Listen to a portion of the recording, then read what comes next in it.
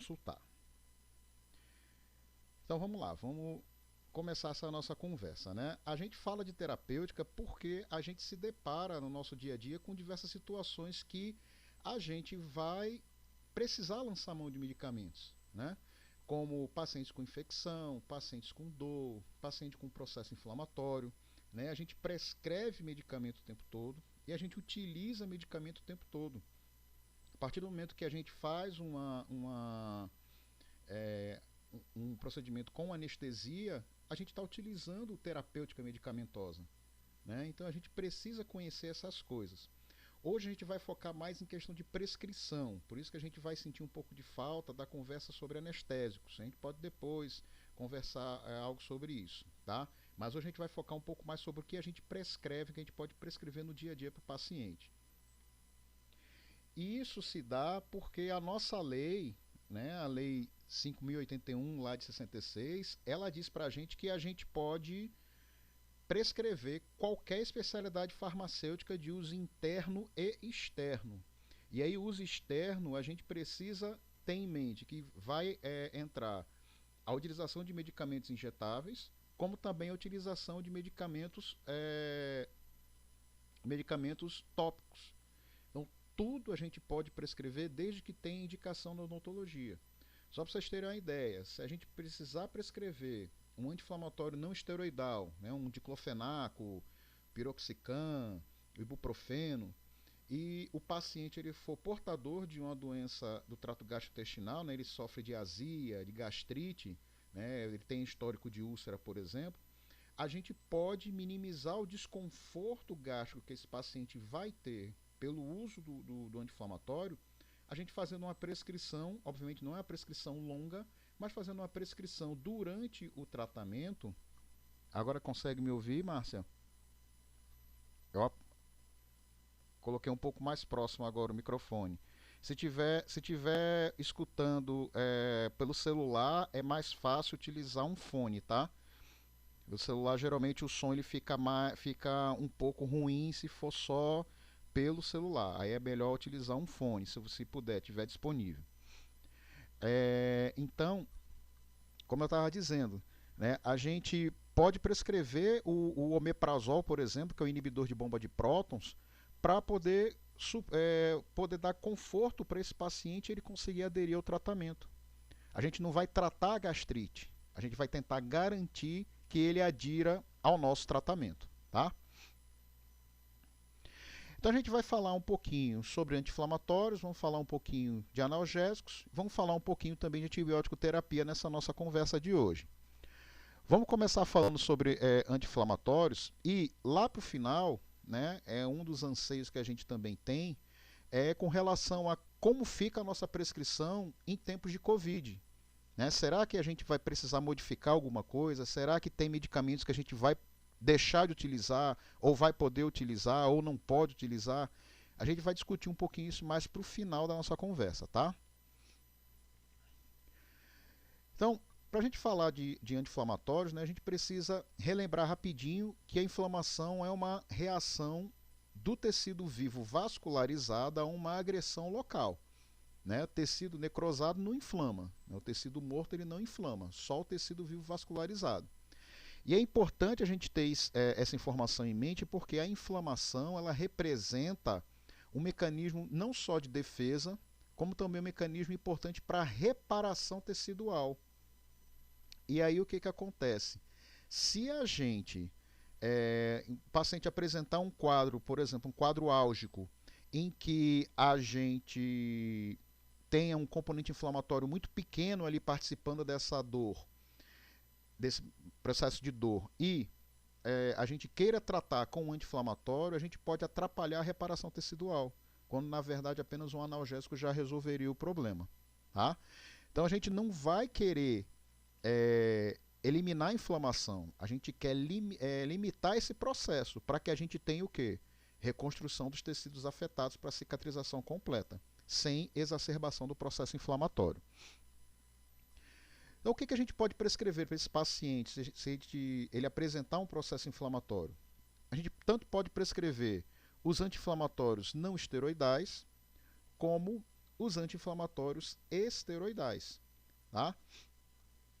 Então, com relação aos anti-inflamatórios esteroidais, a gente faz a utilização deles e a gente vai ver que essa utilização ela é muito restrita. A gente não faz um tratamento prolongado com ele, tá? Com esse grupo de fármacos. Como é que o anti-inflamatório esteroidal ele age? A gente, quando tem a lesão celular, né, a exposição dos fosfolipídios de membrana, eu vou pedir só para quem tiver com o microfone aberto para fechar, por favor, senão pode atrapalhar o pessoal. Tá? Dê uma olhada no microfone de vocês aí, pessoal. Então, quando a gente tem a lesão celular, os fosfolipídios de membrana, quando eles ficam expostos, vai vir uma enzima chamada fosfolipase A2 e quebrar esses fosfolipídios em ácido araquidônico, para que depois todas as reações da cascata inflamatória aconteçam. E aí o anti-inflamatório esteroidal ele bloqueia essa enzima. Bloqueando essa enzima fosfolipase A2, não vai ter produção de ácido araquidônico, e aí o ácido araquidônico não sendo produzido, todo o resto da cascata deixa de existir. Tá? Então esse é o princípio do uso do anti-inflamatório esteroidal, tá? Dos corticoides, que a gente chama de corticoides ou corticosteroides. E aí a gente tem essas substâncias todas aqui que a gente pode utilizar com o nosso paciente. O que a gente mais utiliza no dia a dia são a dexametasona e a betametasona, tá? Que tem doses semelhantes por terem potências semelhantes. E a gente também utiliza bastante a triancinolona, que é o creme acetonido de triancinolona, que a gente conhece comercialmente como Oncilon e Orabase. Tá? Esses três corticosteroides é que são os mais utilizados. Betametasona e dexametasona a gente utiliza mais por via oral, né, para conseguir efeitos sistêmicos. A gente pode utilizar também por via injetável. E a triancinolona por via tópica, né, principalmente no tratamento de úlceras na mucosa bucal. E aí a utilização de corticosteroides, a gente sabe que vai trazer para o paciente uma série de efeitos adversos. Tá? Só que esses efeitos adversos eles tendem a aparecer no uso crônico, tá? No uso prolongado. O nosso uso não é um uso prolongado. Tá? A gente utiliza anti-inflamatórios de uma maneira geral até o máximo de 3 dias, porque é o pico do processo inflamatório. Né? A inflamação ela vai atingir o seu pico de 48 a 72 horas. Então não tem para que a gente utilizar anti-inflamatório por muito mais do que 3 dias. Tá? A não ser que tenha sido um procedimento mais extenso, em que a gente até estende a nossa prescrição para 5 dias. Mas é o máximo, não precisa mais do que isso.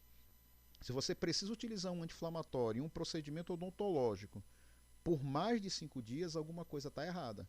Isso tem que ser investigado para poder saber o que está fazendo prolongar esse processo inflamatório e não você continuar com o tratamento anti-inflamatório. Tá? Então, esses efeitos adversos que acontecem com o uso dos anti-inflamatórios esteroidais, a gente não vai se preocupar tanto com isso, porque isso é mais com o uso prolongado. O nosso uso é basicamente indicado para o uso em dose única pré-operatória, que é o que a gente chama para fazer analgesia preemptiva, tá? Que é antes do procedimento, antes da lesão tecidual acontecer, tá? A gente faz essa medicação e no máximo dos máximos, se você precisar, você pode estender por volta dos 3 dias, que são as 72 horas de pico de inflamação. Dificilmente você vai prolongar esse seu tratamento com o corticosteroide por conta do declínio do processo inflamatório. Né? Lembra que a gente não quer eliminar o processo inflamatório, a gente quer controlar para que ele não seja exacerbado. Então, para adultos, a gente pode fazer a dexametasona de 4 a 8 miligramas 1 hora antes do procedimento. Né? Se for um procedimento que você preveja que o paciente vai sentir muita dor após no pós-operatório, é um procedimento que você prevê um edema importante no pós-operatório, aí você pode fazer o uso da dexametasona 1 hora antes do procedimento. Em crianças, pode-se indicar a betametasona, tá? Na solução de 0,5 mg por ml, você faz 1 gota por quilo de peso 1 hora antes.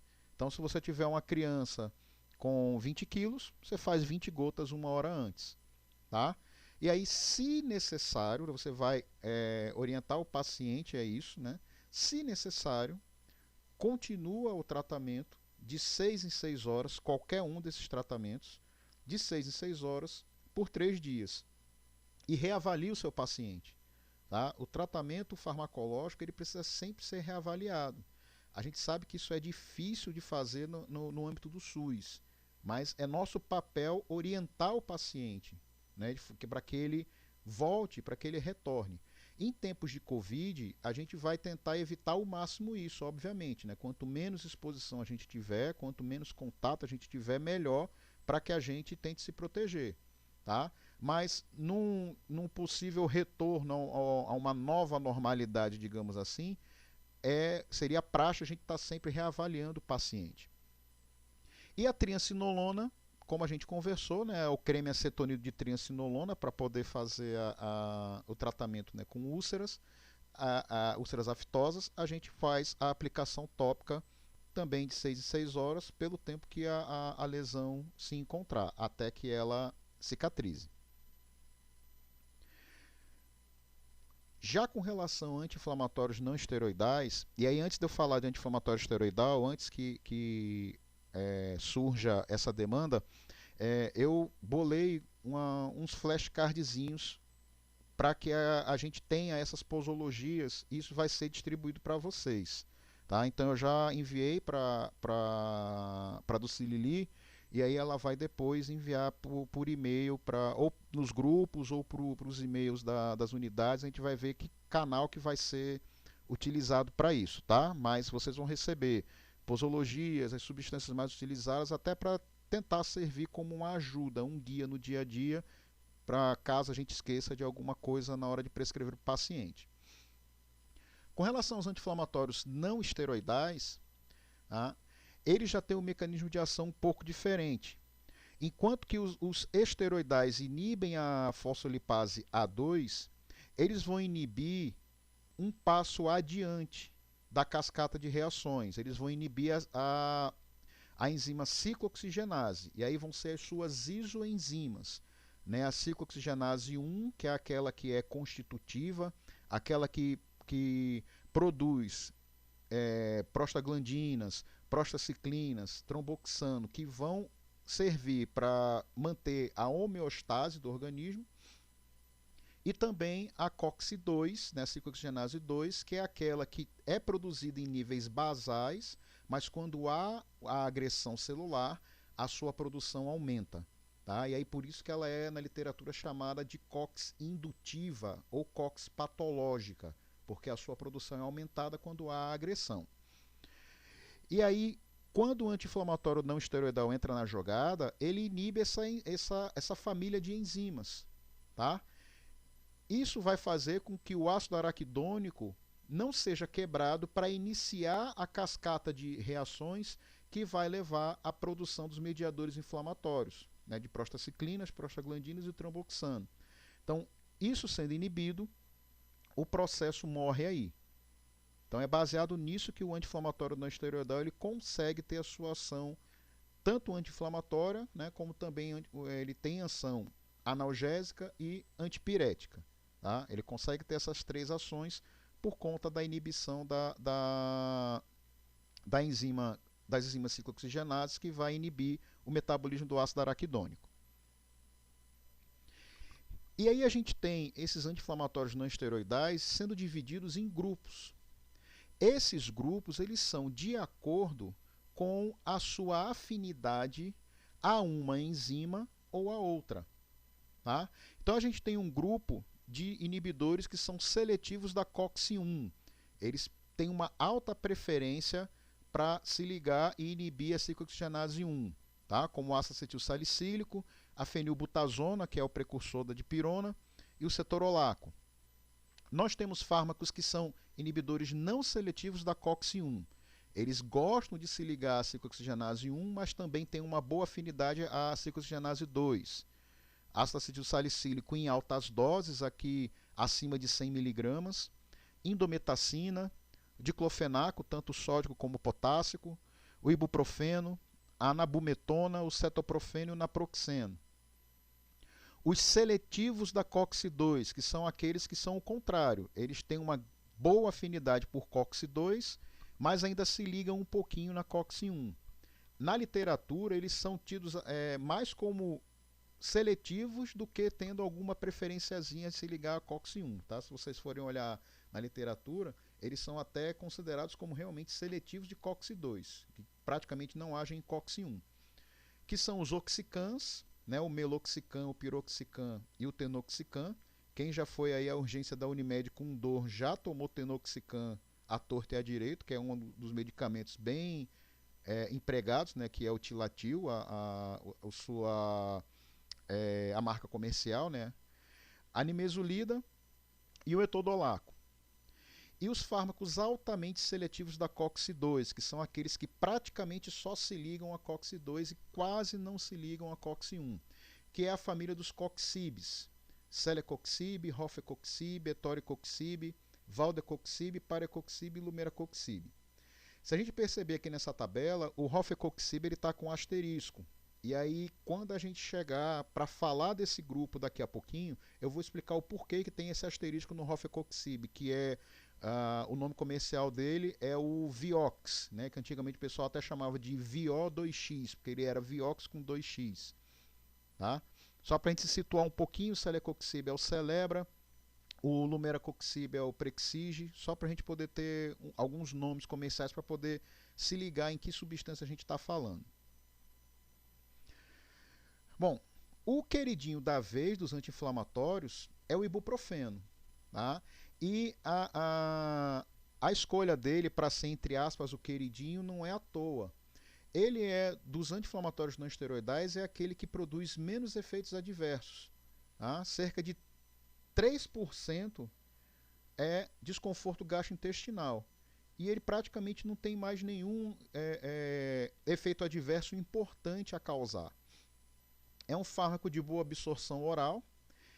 Ele tem várias apresentações, a gente tem tanto em forma farmacêutica sólida, né, em comprimido gelatinoso, em 200 mg, 300 mg, 400 mg e 600 mg, como a gente também tem as suas formulações líquidas, né, em suspensão, geralmente suspensão gota. Em solução gota, que é 20 mg por ml, 50 mg por ml, 100 mg por ml. O que a gente mais utiliza, tá? A gente prescrever o ibuprofeno 600 mg a cada 8 horas, tá? Ou de 300 a 400 mg a cada 6 horas. Na rede, como a gente como eu falei, a gente lá no módulo, a gente não tem contato com farmácia, né? A gente depende muito do feedback do paciente voltar e dizer que não tem o medicamento, né? Como a gente não tem um contato muito íntimo com farmácia, a gente lá, pelo menos eu particularmente, embora isso não sirva de evidência científica, né? Mas eu costumo prescrever o ibuprofeno de 300 mg a cada 6 horas. Nenhum paciente voltou até hoje. Tá? Então, eu subentendo que é o que a gente encontra com mais facilidade na rede. Tá? Se alguém tiver a experiência de conseguir prescrever outras dosagens de ibuprofeno e o paciente conseguir ter essa dosagem dispensada, vocês podem até mandar esse feedback, porque é importante para a gente, é mais uma arma no nosso arsenal para que a gente possa prescrever para o nosso paciente. Tá? E o ibuprofeno, pelo fato dele ser um medicamento bastante seguro, né, um medicamento que dá pouco desconforto, ele também tem muito trabalho, tá, publicado mostrando segurança para criança. Tá? A gente, via de regra, a gente não prescreve anti-inflamatório não esteroidal para paciente pediátrico, tá? Porque um dos motivos pelos quais é que pode causar anemia plástica no paciente. a gente pode prescrever o único anti-inflamatório não esteroidal que existe segurança na prescrição é o ibuprofeno, tá? Então, se precisar prescrever anti-inflamatório não esteroidal para criança, o ibuprofeno. Com a solução oral de 50 miligramas por ml, você pode prescrever uma gota por quilo de peso, tá? E aí você pode fazer de 6 em 6 horas ou de 8 em 8 horas. E crianças maiores que 30 quilos, a gente não excede a dose máxima de 40 gotas, tá? Então, dose máxima para criança, 40 gotas para ela.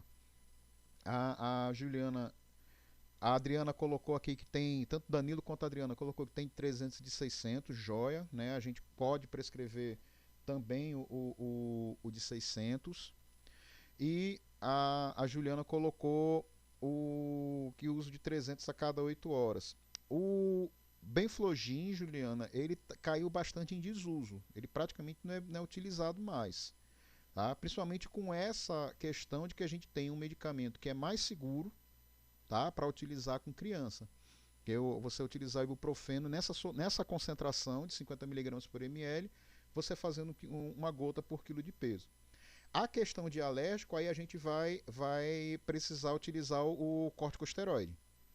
Tá? Se você tiver um paciente que tem alergia, como eu, por exemplo, eu não posso fazer uso de nenhum anti-inflamatório não esteroidal. Eu tive alergia a diclofenaco, a piroxicam, a nimesulida, então eu não posso fazer uso ao tilatil, né, o que é o tenoxicam também, então eu não posso fazer uso de nenhum anti-inflamatório não esteroidal. Se eu precisar de anti-inflamatório, é corticoide que eu vou poder utilizar. Tá? Então, se o paciente for alérgico, você entra com corticoide. Na teoria, o paciente dificilmente vai ser alérgico a corticosteroide, já que ele é um fármaco utilizado até como nas emergências de hipersensibilidade. Mas na biologia a gente sabe que não existe nem o nunca nem o sempre, né?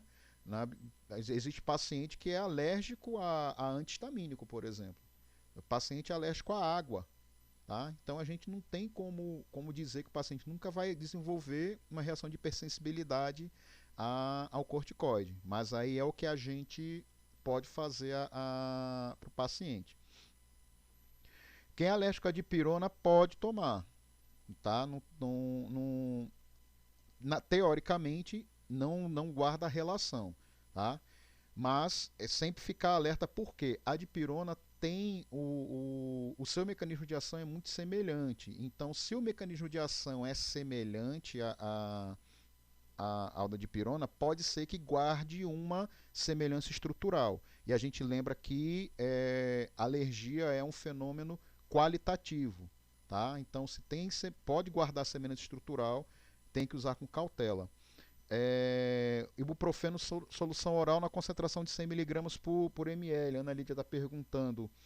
Pode utilizar sem problema nenhum, desde que faça a dose. No caso, se você tiver, por exemplo, uma criança de 20 quilos, se você faz uma gota por quilo de peso para essa criança, ela vai estar tomando quanto? 50 miligramas. Né? A gente sabe que 20 gotas equivale a 1 ml, por isso que eu estou usando a conta de 20 quilos. Então, se a criança pode tomar 50 miligramas, você vai fazer meio ml para ela. É a conta que você precisa fazer. Tá? A conta da utilização do ibuprofeno é essa. A gente pode utilizar, desde que você utilize a dose correta, sem problema nenhum. Tá? Como a Juliana falou aqui, às vezes tem relação cruzada, né? A reação alérgica cruzada, justamente pelo fato de como tem mecanismos de ação semelhantes, a gente vai até mostrar isso daqui a pouco, pode guardar semelhança estrutural. Tá? Então, se tem semelhança estrutural, existe a chance de fazer reação alérgica cruzada. Por isso que tem que ser utilizado com cautela. Por exemplo, eu sou alérgico aos anti-inflamatórios não esteroidais, mas eu posso tomar paracetamol, posso tomar dipirona. E os dois têm um mecanismo de ação semelhantes, que é inibição de ciclooxigenase. Tá? Então, poder ter essa reação cruzada pode, por isso tem que ser utilizado por cautela. Isso vai até aparecer daqui a pouco para a gente até discutir quando a gente falar de antibióticos, tá? de fármacos antibacterianos. E a gente vai voltar a essa discussão. As perguntas até agora que foram feitas, tranquilo, foram respondidas. Senão a gente retoma o debate, viu, pessoal? Sem problema nenhum, tá? Continuando com os anti-inflamatórios não esteroidais, tá? A gente tem os diclofenacos, que também são fármacos que são muito utilizados, tá? São potentes inibidores da ciclooxigenase, porém eles fazem mais efeitos colaterais, por isso que eles foram um pouquinho escanteados com relação à sua utilização. Além que também a sua utilização, principalmente a utilização prolongada, pode trazer também problemas renais, né? Pode causar algum tipo de nefropatia no paciente. O que é mais utilizado? Né? A gente encontra as duas substâncias mais utilizadas do diclofenaco são o diclofenaco sódico, tá? Que tem o nome comercial dele é o Voltaren, e o diclofenaco potássico, que é o Cataflam. Na forma sólida, a gente encontra ambos nas dosagens de 50 miligramas. E aí a prescrição é de 50 miligramas a cada 8 horas. E como eu falei, todo anti-inflamatório você pode prescrever inicialmente por até 3 dias e reavalia o paciente. Se necessário, estende mais 2 dias para fazer o total de 5 dias. Tá? Por isso que eu não estou colocando aqui a quantidade de dias, porque essa quantidade ela é meio que padrão na utilização dos anti-inflamatórios não esteroidais. Já o frasco ampola, os dois se apresentam na forma de 25 mg por ml. Então, se por exemplo, você tiver um paciente que tem um processo inflamatório importante, né, aquele paciente que chega para você com abscesso e o rosto bastante inchado, se você fizer o medicamento por via oral, vai demorar a começar a fazer efeito. Então você pode fazer a primeira dose prescrevendo por via injetável. Você prescreve 2 ml de qualquer um dos dois, tanto faz, 2 ml por via intramuscular.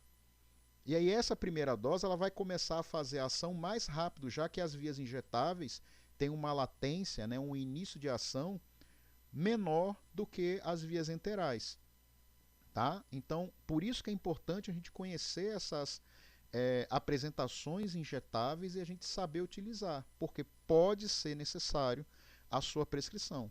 Um caso de exemplo, né, é esse, o paciente com uma inflamação grande, importante, né, um edema de face, uma assimetria de face importante por um processo inflamatório e infeccioso, você faz o uso dele injetável para já começar a fazer efeito. Tá? Os oxicans também são utilizados, podem ser utilizados, né?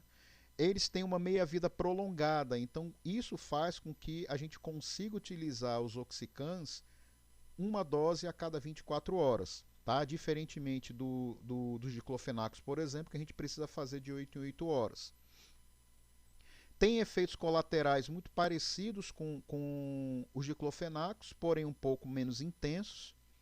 E as substâncias mais conhecidas são o piroxicam, que é o Feldene, 20 mg, né, o comprimido de 20 mg, você faz um a cada 24 horas. Existe a apresentação de comprimido de 10 mg, aí tem que ser um comprimido a cada 12 horas. E existe a apresentação também de 5 mg, aí você precisa fazer um comprimido a cada 6 horas. A dose máxima diária é 20. Tá? O tenoxicam, que é o tilatil, a gente tem ele também em 20 mg em comprimido a cada 24 horas, ou um frasco ampola, tá? Onde você faz a prescrição de 2 ml do frasco ampola a cada 24 horas, para fazer os 20 mg. Tá? Ele tem 10 mg por ml. E o meloxicam, que é o Movatec, você pode prescrever de 7,5 a 15 mg a cada 24 horas, depende da intensidade do processo inflamatório, ou um frasco ampola de 1,5 ml. O frasco ampola ele tem essa medida mesmo, tá? 1,5 ml a cada 24 horas também para o paciente.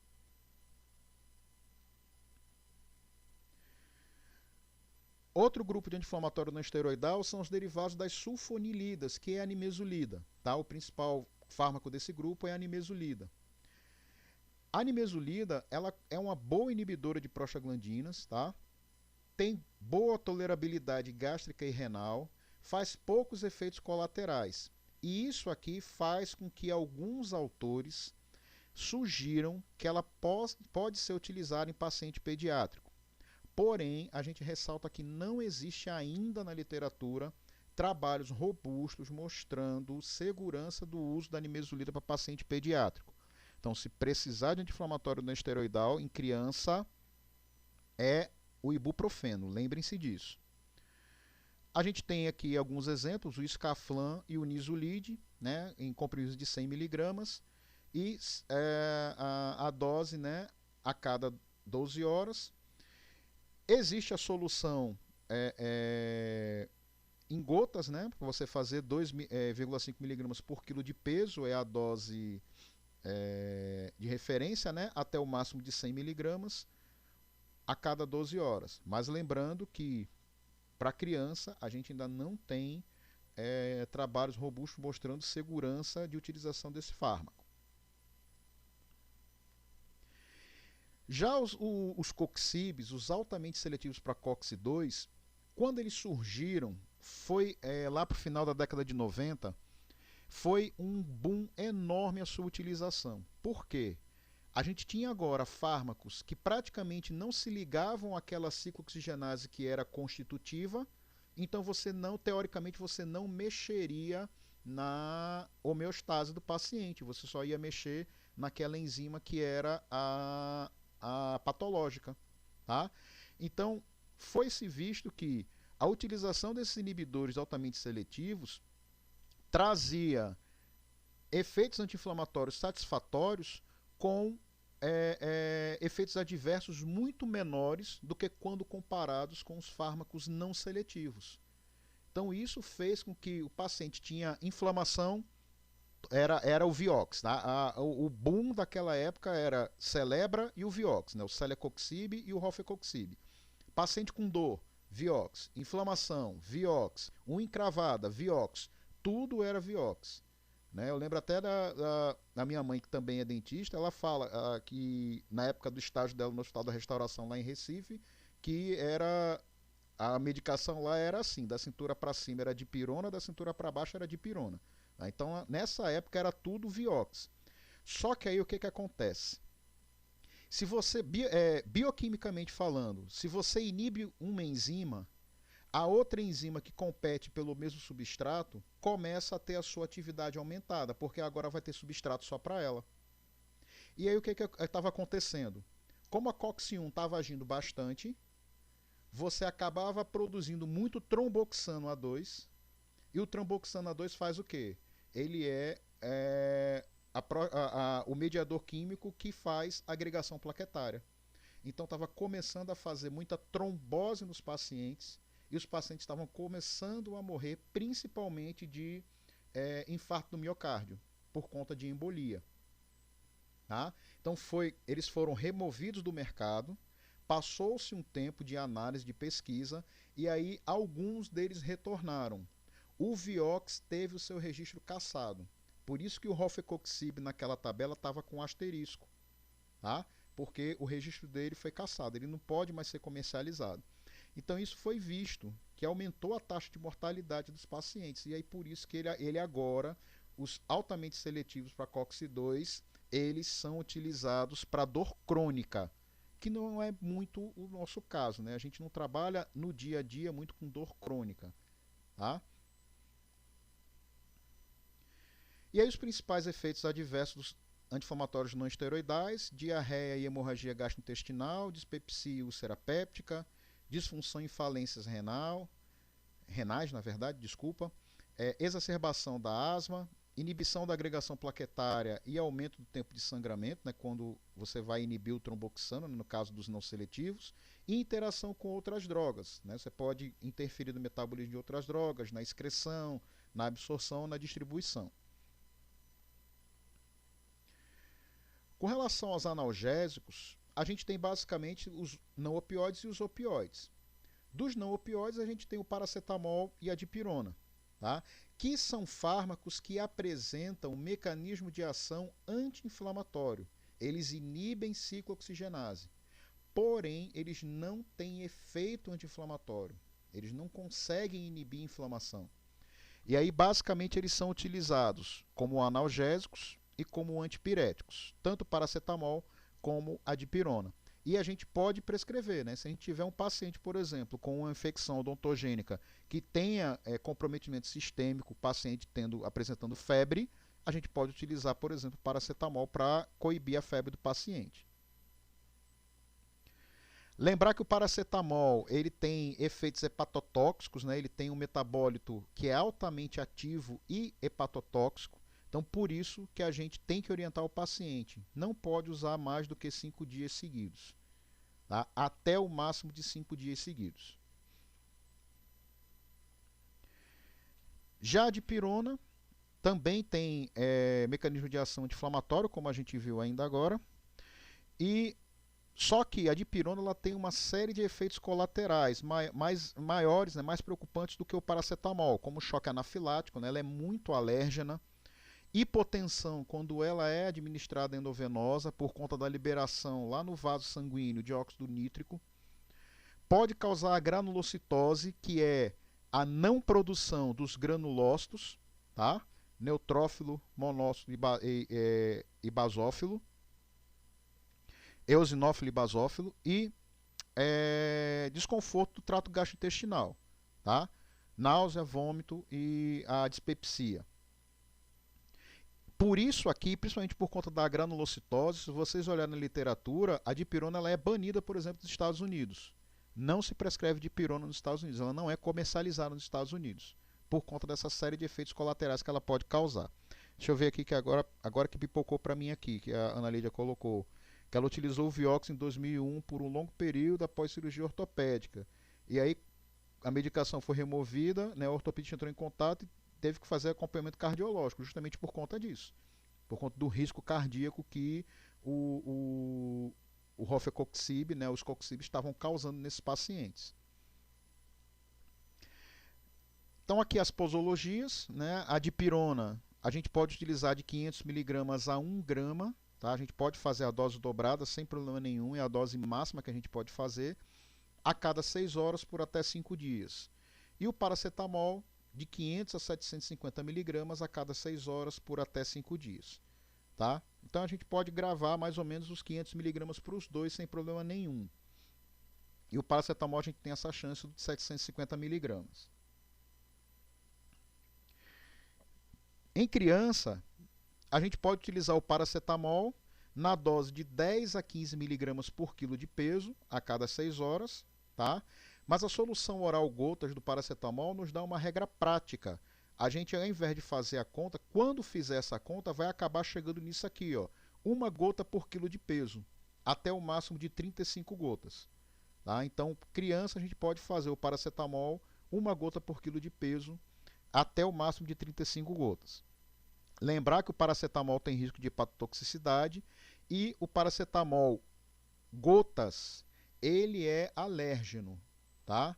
Porque o paracetamol em forma sólida, ele não tem esse preservativo aqui, que é o sulfito. Já a forma líquida apresenta o sulfito.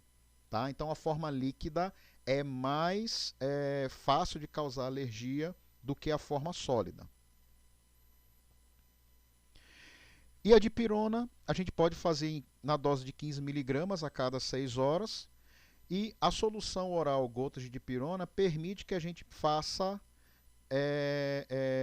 meia gota por quilo de peso, até o máximo de 20 gotas. Então, se a criança tiver 10 quilos, 5 gotas. Se por um acaso ela tiver um peso ímpar, a gente pode pecar para menos. A gente pode fazer a utilização divide por 2 e utiliza o número inteiro. Então, a criança de 11 quilos, se você dividir por 2, vai dar 5,5. Você utiliza 5 gotas, para não correr o risco de superdosagem. E lembrar que dipirona é amargo, né, pessoal? Então, quando prescrever para a criança, se for a dipirona pura, né, aquela dipirona que vem em gotas pura, pode orientar para diluir na água ou em um suco de fruta para poder a criança ter uma melhor aceitação. Até quantas gotas de paracetamol? O máximo são as 35 gotas, tá? Esse é o máximo absoluto. Passou de 35 quilos, um adulto, né? O peso de 35 quilos, dificilmente a gente tem um adulto com menos de 35 quilos. Então, a dose máxima, a quantidade máxima de gotas é 35. Não passa disso. Boa tarde.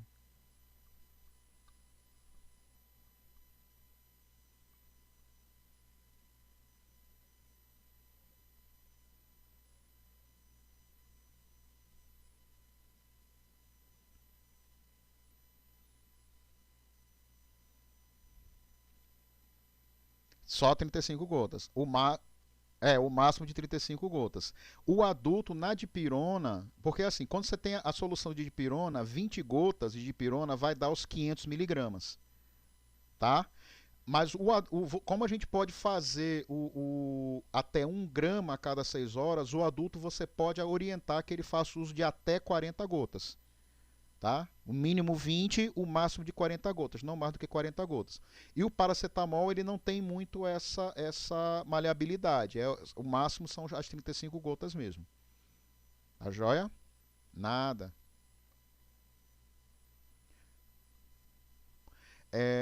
Bom, deixa eu só. Ah, tá ok. Sim, Ana Carolina, só lembrando, a gente vai daqui para o final, daqui a pouco a gente vai liberar o forms para que vocês preencham a presença de vocês, tá? Bom, com relação ao analgésico opioide, ele não faz muito parte do nosso arsenal no SUS, né? No dia a dia do SUS. Mas a gente vai falar deles rapidinho para a gente poder conhecer como a gente pode usar. Então, o mecanismo de ação do analgésico opioide ele é um pouquinho complicado para a gente entender. O que a gente vai, trocando em miúdos, né, falando grosseiramente falando, a gente diz o quê? Que o receptor ao qual os fármacos opioides se ligam, eles vão iniciar uma sequência de reações que vai acabar inibindo a liberação de neurotransmissor. Então, o opioide ele age a nível central, diminuindo a neurotransmissão. E aí, se você diminui a neurotransmissão, você também diminui tanto a intensidade como a sensibilidade à dor.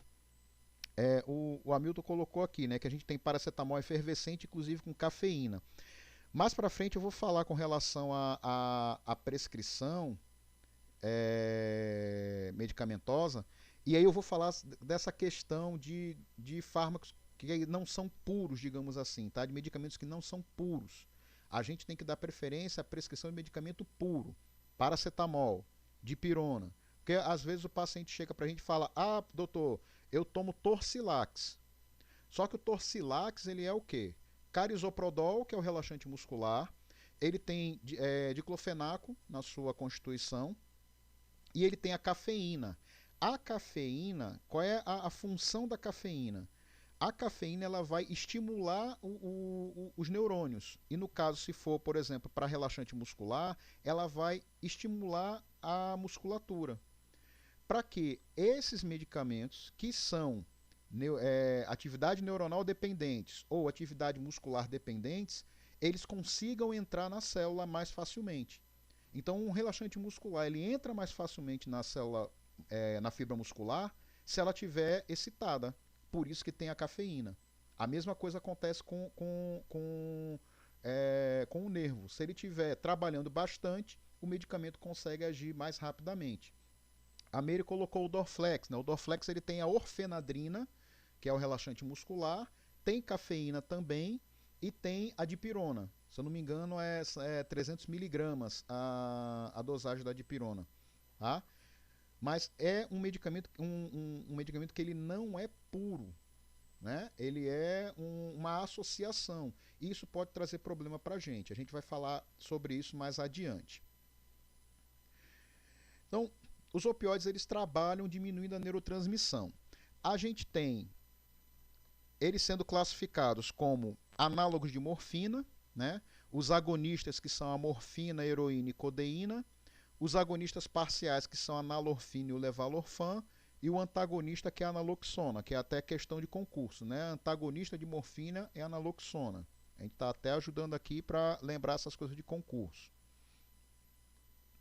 Temos os derivados sintéticos, as fenilpiperidinas, como o meperidina e o fentanil. A metadona, né, que a gente tem a metadona, o grupo da metadona, com ela própria, e o dextropropoxifeno. O benzomorfan, cujo principal exemplo é a pentazocina. O grupo da tebaína, que é a etorfina, é o principal, e a gente tem a oxicodona e a hidrocodona, né? Para quem gosta de série, oxicodona é o vício do Dr. House, né? O Vicodin, ou Vicodin, né? Aqui no Brasil, aportuguesando. E os antagonistas, analorfina, analoxona e analtrexona. Bom, aqui eu trago um artigo rapidinho, né, que ele traz o seguinte: ó, utilização de analgésicos opioides após exodontite de terceiros molares, uma revisão de literatura científica. É um artigo de 2017 e ele traz para a gente o seguinte, que analgésico opioide, ele só deve ser indicado, né, ele foi aqui avaliado para cirurgia de terceiro molar, que é uma cirurgia relativamente extensa para a cavidade bucal, mas que não teve um sucesso tão grande assim que se esperava, quando se comparado com os anti-inflamatórios não esteroidais. Então a gente só usa analgésico opioide realmente se for preciso. A gente não vai utilizar de forma preventiva, por exemplo. Tá? Para a gente poder fazer analgesia preventiva, a gente consegue fazer com anti-inflamatório não esteroidal, a gente consegue fazer com analgésico não opioide. O analgésico opioide a gente vai deixar para aquelas situações onde nem os anti-inflamatórios e nem os analgésicos não opioides conseguiram resolver aquela questão. Aí é que a gente começa a entrar na utilização do opioide. E isso fica claro nessa escala, em que quando nós temos quadros de dor leve, os analgésicos não opioides já são suficientes para isso.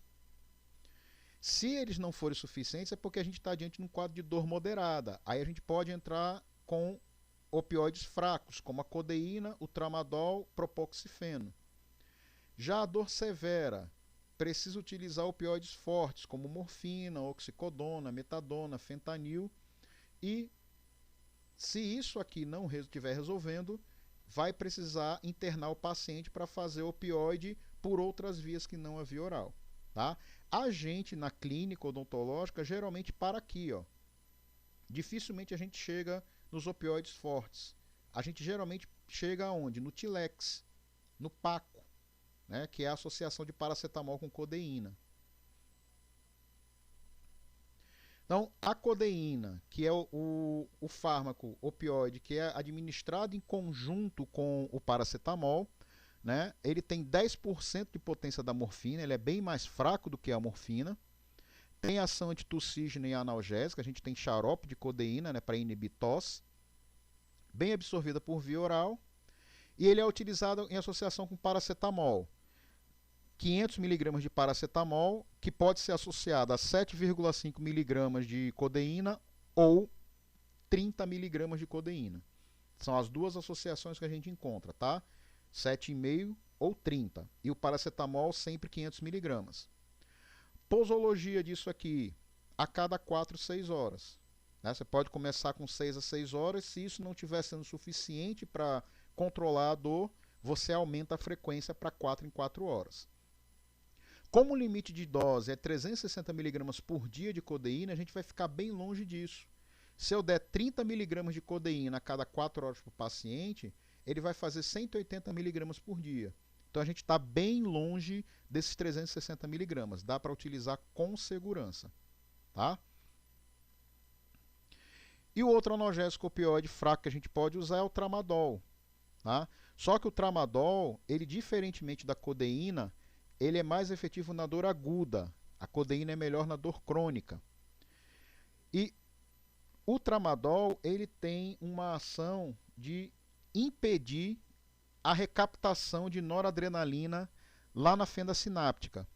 Então, os pacientes que utilizam antidepressivos do grupo dos inibidores da monaminoxidase, que é a enzima que degrada a noradrenalina na fenda sináptica, se eles estiverem fazendo uso dessa droga, eu não posso usar o tramadol, porque senão a gente vai potencializar a ação da noradrenalina lá na fenda, já que ela vai ficar mais tempo fazendo neurotransmissão. Tá? Então, se o paciente fizer uso de inibidor de monaminoxidase, a gente não usa o tramadol. Vamos falar um pouquinho de antibiótico terapia, né, que traz para a gente também um bocado de dúvida no dia a dia. E vamos ver se a gente consegue sair um pouquinho da caixinha da amoxicilina, né, que é o nosso antibiótico padrão ouro. Embora ele seja um antibiótico padrão ouro, ele resolve praticamente tudo para a gente. Mas vamos tentar trazer algumas opções para a gente também utilizar. Então, a gente basicamente na odontologia, a gente prescreve fármacos antibióticos que inibem síntese proteica, ou inibem síntese de ácido nucleico, ou inibem síntese de parede celular. Tá? Esses são os três principais grupos que a gente prescreve no nosso dia a dia. Dos inibidores de síntese de parede, a gente tem os beta-lactâmicos, os inibidores de beta-lactamase, né, que na verdade eles, se forem utilizados sozinhos, praticamente não têm atividade antimicrobiana, eles precisam ser utilizados de forma associada com o beta-lactâmico, para aumentar o espectro de ação do beta-lactâmico. E temos outros antibacterianos que inibem síntese de parede, como vancomicina, teicoplanina e a bacitracina. Esses fármacos eles não fazem muito parte do nosso arsenal, por isso que a gente não vai falar deles. A gente vai falar dos beta-lactâmicos, e dos beta-lactâmicos, basicamente, rapidinho falar de penicilina e cefalosporina. A gente não vai falar dos outros, de monobactâmico, carbapenem, inibidor de beta-lactamase a gente vai falar, mas monobactâmico e carbapenem não, porque o uso deles é até a nível hospitalar, não é em nível ambulatorial. Então foge do nosso, né, da nossa alçada, porque a gente está lá na ponta, né? A gente está lá na unidade básica de saúde. Qual é o mecanismo de ação de beta-lactâmico? Ele vai matar a bactéria, né? Ele vai ter ação bactericida, porque ele vai inibir essa enzima chamada transpeptidase. Essa enzima, ela dá sustentação à parede celular. Ela vai formar ligações cruzadas na estrutura da parede celular, e aí a parede celular fica rígida, e a bactéria ela não vai estourar, porque o meio interno da bactéria é hiperosmótico. A água tende a entrar para a célula bacteriana. E aí a parede celular ela fica lá, segurando a célula bacteriana para que ela não enche e acabe estourando, fazendo lise celular. O que nós temos de fármacos, tá? A gente tem esses grupos de penicilinas e os seus membros, tá? Os seus fármacos. A gente aqui vai se basear basicamente, tá? A gente vai falar basicamente da benzilpenicilina, né? Da penicilina G-benzatina, que é a benzetacil, que é o que a gente encontra bastante nas unidades, né? Nos postos de enfermagem, além dos nossos carros-chefe, a ampicilina e principalmente a amoxicilina. Quando a gente está diante de uma infecção em que a gente tenta tratar com penicilina e a gente não tem sucesso, uma das coisas que a gente pode fazer é associar a penicilina com o inibidor de beta-lactamase, porque fatalmente aquela bactéria apresenta resistência bacteriana e um dos principais mecanismos de resistência é a produção de uma enzima que degrada o antibiótico. Então, quando eu uso esse inibidor, o inibidor de beta-lactamase se liga à enzima da bactéria e aí agora o antibiótico não vai ser degradado, ele vai poder fazer a sua ação. Tá? Então, essa associação ela visa aumentar o espectro de ação dos beta-lactâmicos, que agora vão conseguir agir contra espécies produtoras de beta-lactamase. Aqui a gente tem um chartzinho, como eu falei, esses charts eles vão ser enviados para vocês, então a gente não vai perder tanto tempo falando das doses, intervalos, etc e tal, que vão ser passados para vocês, mas aí eu chamo a atenção aqui do nosso carro-chefe, né, que é a amoxicilina, via oral de 500 mg a cada 8 horas, por 7 dias, tá? Existe alguma. Na literatura, na verdade, a gente vai ver que não é 7 dias fechado. A gente vai ver isso daqui a pouquinho. Se for a dose de 875 mg, tem que ser a cada 12 horas. Tá? Quando tem associação com o clavulonato de potássio, não muda os intervalos entre as doses. Quem manda no intervalo de dose é a quantidade de amoxicilina que você vai utilizar. Então, se você vai prescrever a amoxicilina com clavulato de 500 mg mais 125 é a cada 8 horas. Se é de 875 mg, a cada 12 horas. Tá? Ah, eu não tenho amoxicilina, mas eu tenho ampicilina no meu posto. Prescreve ampicilina. Tá? É uma penicilina muito parecida com a amoxicilina. Tem o mesmo espectro de ação, tem algumas diferenças farmacocinéticas que tornam a ampicilina, que faz com que ela não seja a primeira opção. A diferença é isso, é uma velocidade de absorção um pouco mais lenta, uma distribuição um pouquinho mais errática do que quando comparada com a amoxicilina. Mas o espectro de ação é o mesmo. Então, se eu não tenho amoxicilina, eu posso prescrever ampicilina para o paciente. Não tem nada disso, mas tem bezetacil. O paciente está com infecção, você vai deixar de prescrever uma penicilina para ele? Não vai. Né? Se você não tem ampicilina, não tem amoxicilina, não tem as outras opções que a gente tem, né? Que a gente vai falar também, clindamicina, eritromicina, azitromicina, não tem nada, só tem bezetacil, é a bezetacil que vai. E aí, a dose de 1,2 a 2,4 milhões de unidades internacionais via intramuscular. Uma dose única, porque a penicilina G-benzatina ela faz depósito em tecido muscular. Você não precisa estar renovando essa dose não antes do que 3 semanas. Já as cefalosporinas, elas são muito parecidas com as penicilinas. Tá? Elas têm anel beta-lactâmico do mesmo jeito, características farmacocinéticas parecidas com as penicilinas, farmacodinâmicas parecidas com as penicilinas. Mas elas não são a nossa primeira opção de escolha, porque as penicilinas atendem melhor a nossa necessidade. Se não tiver penicilina nenhuma a ser prescrita, eu posso prescrever uma cefalosporina para o paciente. Elas são divididas em grupos, tá? Chamados de geração. Essas gerações não querem dizer que esses membros surgiram primeiro, depois surgiram esses, não. Isso aqui é classificado de acordo com essas características farmacocinéticas e farmacodinâmicas de cada espécime. Tá? O que a gente vai falar basicamente aqui são dois que vão aparecer daqui a pouco para a gente na profilaxia antibiótica, que é a cefazolina e a cefalexina, ambas de primeira geração. Então a gente pode fazer cefalexina por via oral, 500 mg, tá? A criança de 25 a 100 mg por quilo de peso por dia, a cada 6 horas.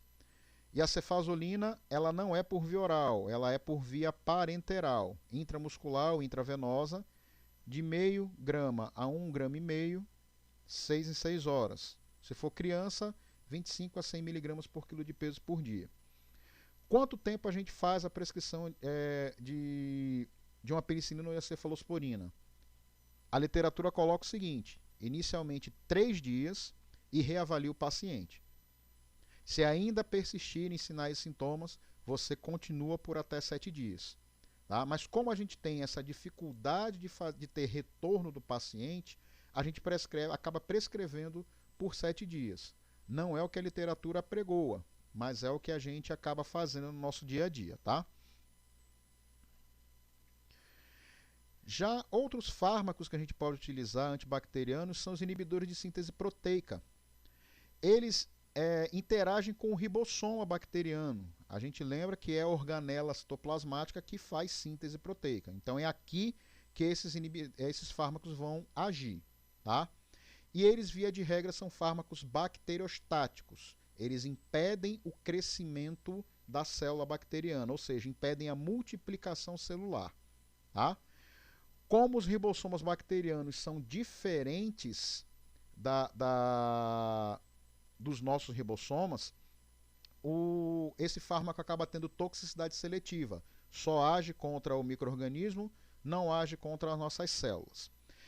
Cefalexina seria uma boa escolha para a gestante? A amoxicilina é a nossa principal escolha para a gestante. Tá? Amoxicilina e ampicilina, segundo a literatura, são muito seguras para se utilizar para a gestante. Então a gente não muda. Tá? A antibiótico terapia com gestante a gente não vai mudar. Nossa primeira escolha continua sendo a amoxicilina. Tá? Continua sendo a amoxicilina. Se a gente não tiver amoxicilina, a ampicilina. Tá? Se não tiver nenhum desses, aí a gente vai partir para a eritromicina. A gente até nem vai utilizar uma cefalosporina, não vai dar uma preferência a uma cefalosporina. A gente vai dar a preferência ao macrolídeo, a eritromicina. Tá? Nós temos todos esses inibidores de síntese proteica, mas nós não utilizamos todos esses grupos. A gente utiliza basicamente esses 3 grupos de inibidores de síntese proteica: tetraciclinas, lincosaminas e macrolídeos. As tetraciclinas, a gente tem aí os exemplos, né, de fármacos desse grupo, que é a própria tetraciclina e os seus derivados: oxitetraciclina, demecociclina, limeciclina, doxiciclina, minociclina e a tigeociclina, que não é uma tetraciclina verdadeira, mas guarda relação estrutural com as tetraciclinas. E aí por isso entra nesse grupo. Nós basicamente utilizamos a tetraciclina e doxiciclina principalmente em infecções periodontais. A gente tem indicação de utilizar a tetraciclina para esses casos. A gente vai falar sobre isso. Lembrar que tetraciclina ela tem um grande problema. Ela é queladora de cálcio. Então a gente não pode prescrever tetraciclina para gestante e nem para crianças em desenvolvimento, antes do término, né, do crescimento da criança. Tá? Porque senão ela vai se depositar nos dentes em desenvolvimento, e aqui a gente está vendo, ó, toda essa mancha azulada aqui em terço cervical é manchamento por tetraciclina, tá? E a tetraciclina também apresenta afinidade pelo tecido ósseo. A gente tem aqui uma fotomicrografia por microscopia eletrônica de varredura utilizando imunofluorescência. Para gravar isso é uma beleza, mas saiu. E aqui, tudo isso que está verdinho é tetraciclina. Tá? Se a gente lembrar lá de histologia, a gente está vendo aqui a lamela óssea, ó, a deposição circular dos osteócitos com o canal de Averes no meio, onde passa feixe vasculo nervoso, né, aqui do osso, para fazer a nutrição e inervação. Tudo isso que está verde é tetraciclina que foi depositada no osso. Então isso mostra que a tetraciclina consegue depositar. E isso pode causar deformidade óssea na criança. Tá? Então por isso que não pode ser administrada nem para gestante e nem para crianças em desenvolvimento. O grupo das lincosaminas, o fármaco que a gente utiliza é a clindamicina, né? Que, se a gente lembrar da literatura, é a nossa primeira opção para pacientes alérgicos às penicilinas. E aí, ora, a gente sempre escuta isso: clindamicina é a primeira opção para paciente alérgico. Clindamicina é a primeira opção para paciente alérgico. Por que a gente não, além de escutar isso, a gente também não escuta: clindamicina pode ser utilizado quando não tem penicilina para se utilizar? Se eu posso usar para um paciente que é alérgico à penicilina, eu também posso usar no caso de não ter penicilina disponível.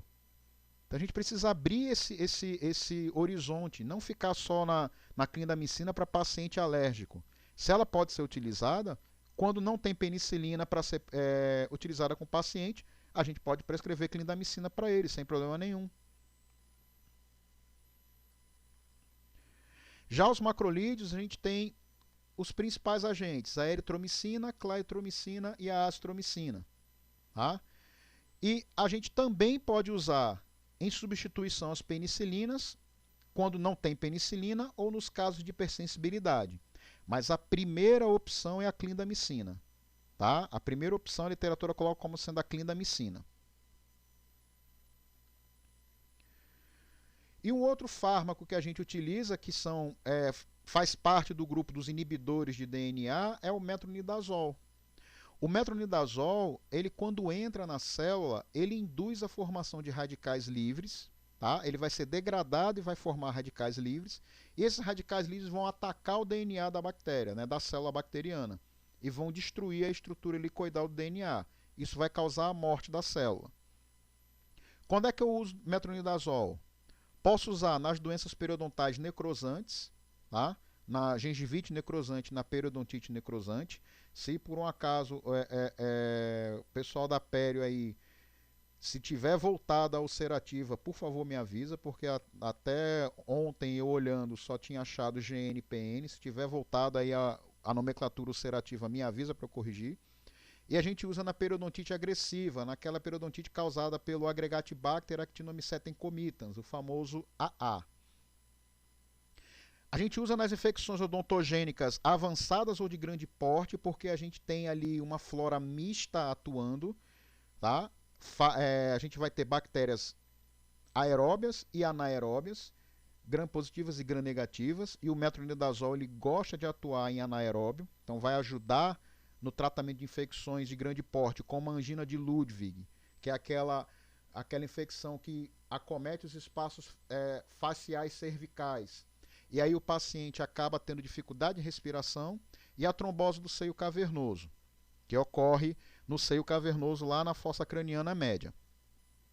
E eu posso também utilizar o metronidazol associando ele à terapia inicial. Então, comecei a terapia com a amoxicilina, não deu certo, eu posso associar a amoxicilina com o metronidazol. Com relação às doenças periodontais necrosantes, aqui é um slide um pouco mais antigo a esse que a gente mostrou, por isso que está o U aqui, de ulcerativa. Se o paciente tiver sinais de disseminação, a gente faz a terapia periodontal normal, tá? Sempre que o paciente tiver problema periodontal, eu tenho que fazer tratamento periodontal. E tratamento periodontal é o quê? É você proceder raspagem e alisamento radicular. Então você tem que fazer o debridamento, né, a raspagem, alisamento radicular, utilização de antissépticos, o paciente geralmente vai estar com dor, utiliza analgésico, e como ele vai ter sinal de disseminação, linfadenopatia, febre, a gente pode utilizar o metronidazol, 250 mg a cada 8 horas ou 400 mg a cada 12 horas. E depois reavaliar esse paciente. Quando o paciente não tem sinal de disseminação, não há necessidade de terapia antimicrobiana. Tá? Você pode fazer com 250 mg, Fabrícia, porque a amoxicilina você não vai prescrever geralmente 500 mg a cada 8 horas, então você pode fazer 250 mg. Tá? Se você for prescrever a de 875, você pode utilizar o metronidazol de 400 mg, porque vai ser a cada 12 horas. Tá bom? Se não tem disseminação, não há necessidade de você fazer o uso do antimicrobiano. Tá? A terapia periodontal vai ser suficiente. E na periodontite agressiva, que é a causada pelo Agregatibacter actinomycetem comitans, né, o famoso AA. Eu ainda sou do tempo que ele era Actinomyces actinomycetem comitans, depois a nomenclatura mudou. A gente pode fazer a associação de amoxicilina, 375 a 500 mg, mais o metronidazol, 250 mg, a cada 8 horas. Tá? Ou existe a opção de você utilizar a doxiciclina, 100 mg em dose única diária por 14 a 21 dias. Tá? Você aqui ainda vai associar a ação antimicrobiana com a atividade anti-inflamatória de doses subterapêuticas de doxiciclina. Tá? Quando começa a cair a concentração de doxiciclina no organismo, ela começa a apresentar atividade anti-inflamatória. E aí você vai ajudar o seu paciente nisso. Tá? Por isso que a doxiciclina ela também pode ser indicada para pacientes para tratar a periodontite agressiva.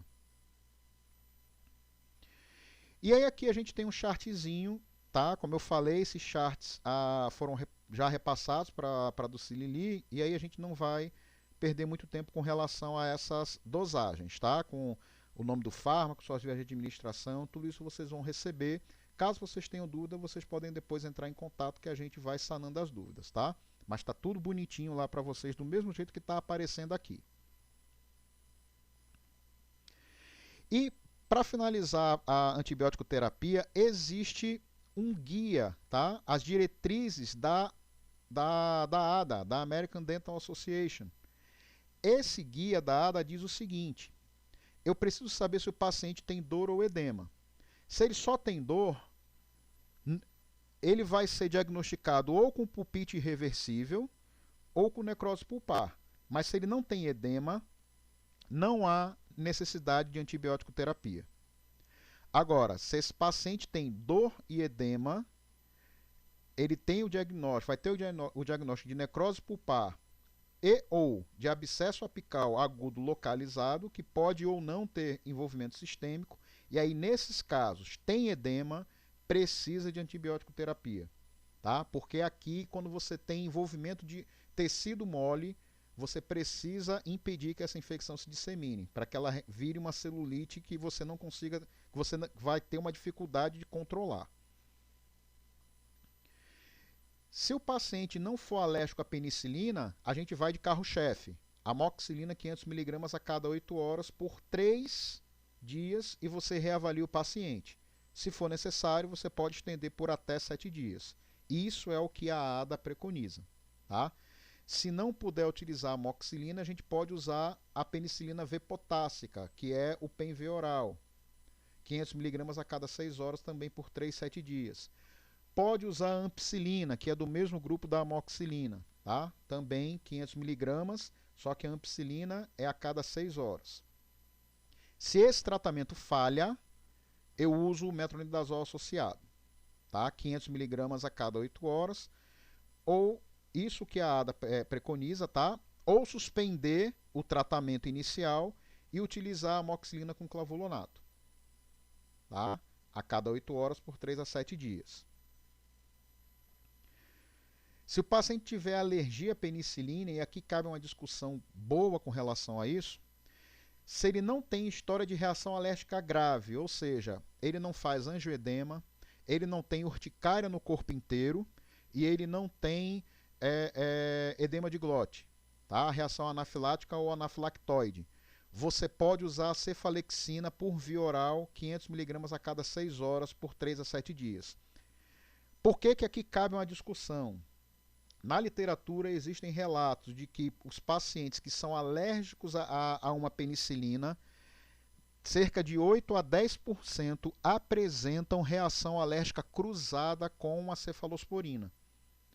Então, assim, eu particularmente não prescrevo uma cefalosporina para um paciente que é alérgico à penicilina, mesmo que a alergia dele seja uma alergia branda, tá? Porque a gente corre o risco de prescrever a cefalexina e ele apresentar um evento de hipersensibilidade grave. Tá? Paciente com história de reação alérgica grave, azitromicina oral, tá? Dose de ataque 500 mg e depois 250 mg por dia por 4 dias, ou a clindamicina oral 300 mg a cada 6 horas por 3 a 7 dias. Se isso aqui der errado, pode associar com metronidazol 500 mg a cada 8 horas por 7 dias. Tá ok? Deixa eu passar adiante aqui, até pelo avançar da hora, para a gente falar rapidinho sobre a questão da Covid.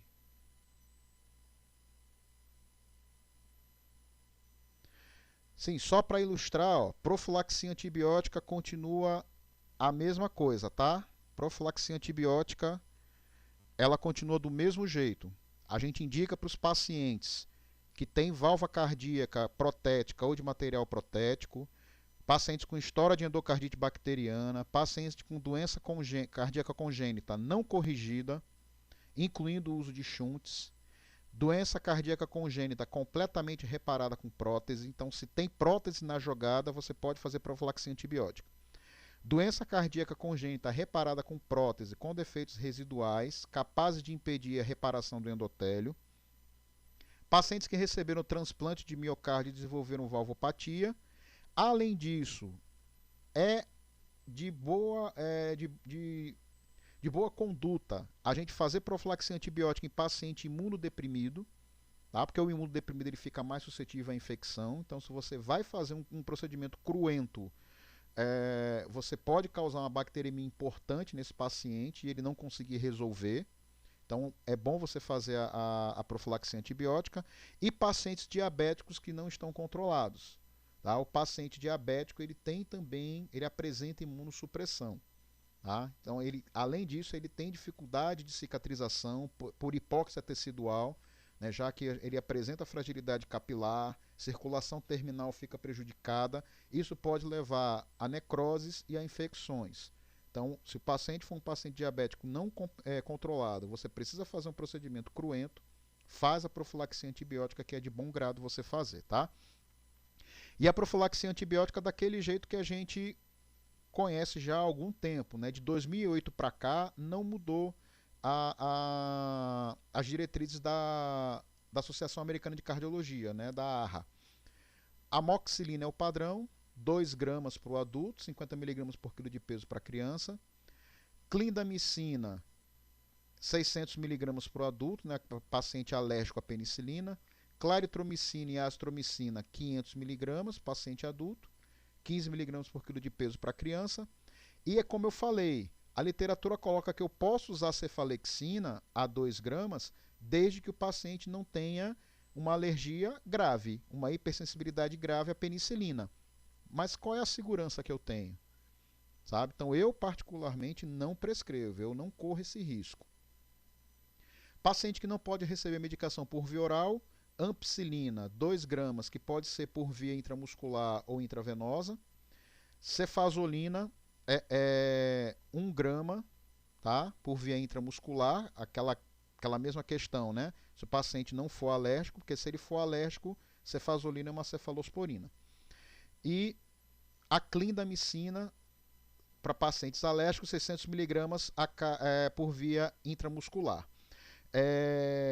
O Noelson perguntou com relação à solicitação de antibiogramas. Aliás, antes, a Ana Patrícia botou: os shunts são stents? Não, o stent é aquela molinha, né, aquele dispositivo que é colocado no interior de um vaso para impedir que ele colabe, né? Você vai dar um arcabouço para o vaso ficar aberto. Geralmente o stent vai com alguma medicação anticoagulante para que não forme trombo nele, tá? Os shunts são cirurgias, tá? Para correção de defeitos. Então, se você tem um problema, né, uma cardiopatia que não foi corrigida, você precisa fazer a profilaxia antibiótica, porque naquela região onde tem o defeito, fica suscetível à colonização bacteriana.